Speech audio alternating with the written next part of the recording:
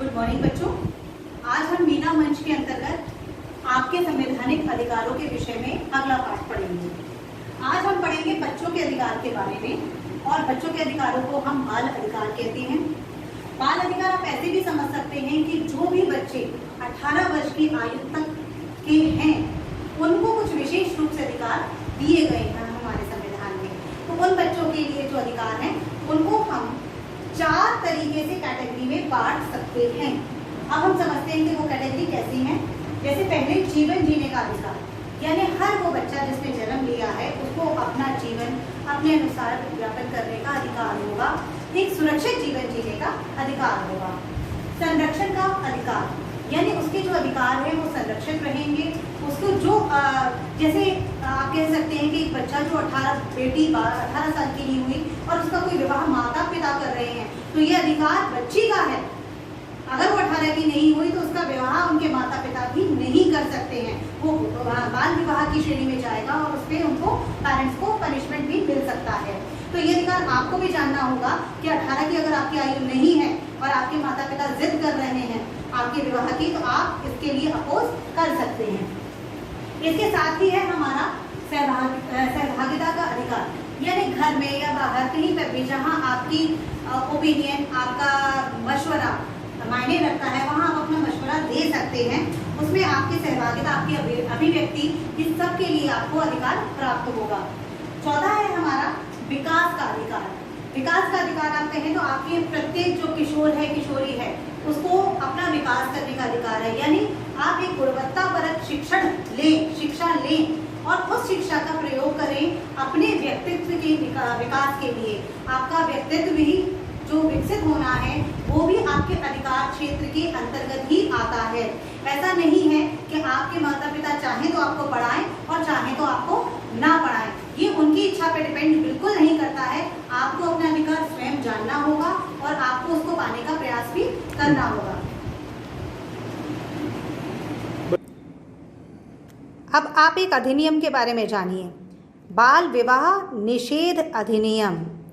यानी जो बच्चे हैं उनका अगर 21 बेटा है तो 21 वर्ष से कम की आयु है, और अगर बिटिया है तो अगर 18 वर्ष से कम आयु है तो उनके माता पिता चाहकर भी उनका विवाह नहीं कर सकते हैं। और इस कानून में एक और चीज़ है कि अगर 15 दिनों की साधारण कैद हो जाती है माता पिता को और 1000 रुपये का अर्थदंड यानी पैसे का जुर्माना भी बनता है। जो भी व्यक्ति ऐसा करेगा उस पर जुर्माना लगेगा।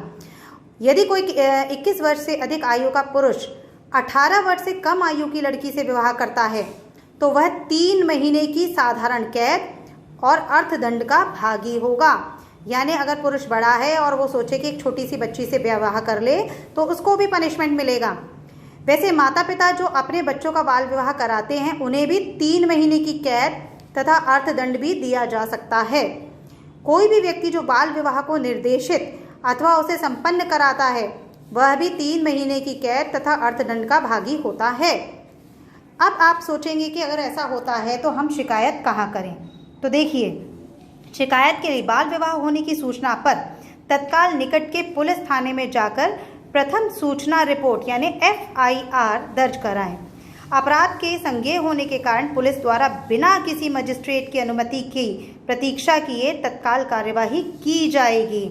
आप ये ना सोचिएगा कि आपको कोई सबूत देना पड़ेगा या आपको मजिस्ट्रेट साथ में चाहिए। आप जैसे ही शिकायत करेंगे, बस आप ध्यान रखिए शिकायत आपकी सही होनी चाहिए, जायज़ होनी चाहिए, और उस पर वो पुलिस तुरंत कार्यवाही करेगी। तो अब मैं ये उम्मीद करती हूँ कि हमारी मीना मंच की जितनी भी छात्राएँ हैं अपने और पास यदि वो कोई बाल विवाह होते देखेंगी तो उसका विरोध करेंगी। और आप लोगों ने शायद क्लास में नोटिस किया है ना कि ऐसी सूचना मुझ पर भी आती है, तो मैं तत्काल सूचना देती हूँ इसकी संबंधित अधिकारियों को और उस विवाह को रुकवाती हूँ। यह आपने अखबार में भी पढ़ा होगा। मैं ये चाहती हूँ कि इसी काम को आप लोग भी करें और एक्टिव हो जाएं। हमारा जो मीना मंच है, जो छात्राएँ हैं वो बिल्कुल एक्टिव हो जाएं। आपको केवल एक छात्र की तरह नहीं रहना, आपको एक जिम्मेदार नागरिक की भूमिका भी निभानी है।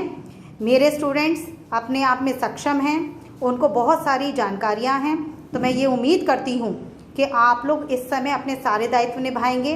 और एक और बात कहना चाहूँगी, और वो बात ये है कि इस कोरोना का संक्रमण काल चल रहा है इस समय। आप लोग जब आते हैं विद्यालय तो मैंने देखा है कई बच्चे मास्क लगा के नहीं आते हैं। मैं आप लोगों को बार बार हिदायत दे रही हूँ, समझा रही हूँ। आपको खुद भी समझना है बेटा, और आपको तो बाकी लोगों को भी समझाना है। मास्क लगाए बिना आप घर से बाहर नहीं निकलेंगे। घर में भी थोड़ी थोड़ी देर बाद आप साबुन के साथ हाथ धोते रहेंगे। साबुन पानी का प्रयोग करिए, हाथ को धोइए। देखिए, जानकारी ही बचाव है। और बाहर के जितने भी लोग हैं उनसे आप 2 गज की दूरी कम से कम बना के रखिए, क्योंकि अभी संक्रमण और तेजी से फैल रहा है। तो हम ये चाहते हैं कि आप वॉलंटियर्स की तरह काम करें। ये तो बेटा संवैधानिक अधिकार है, लेकिन मैं हमेशा कहती हूँ कि अधिकारों के साथ अपने कर्तव्यों का पालन भी बहुत जरूरी होता है। और इस समय हमारा एक कर्तव्य तो खुद को बचाना है, और एक कर्तव्य शिक्षित होने के नाते हमारा ये भी है कि हम समाज के अन्य लोगों को भी जागरूक करें और उन्हें ऐसी बीमारी से बचाएं। तो मैं उम्मीद करती हूँ कि आप उन लोगों को भी जागरूक करेंगे जो ध्यान नहीं दे रहे हैं। टीवी पे आपको इंस्ट्रक्शंस मिलते हैं, हम आपको इंस्ट्रक्शंस देते हैं, हम आपको व्हाट्सएप के माध्यम से जो पोस्टर्स भेजते हैं उसमें आपके लिए संदेश होता है। प्लीज उन संदेशों को आप बाकी लोगों तक भी पहुंचाएं और एक जिम्मेदार स्टूडेंट की भूमिका निभाएं। Thank you.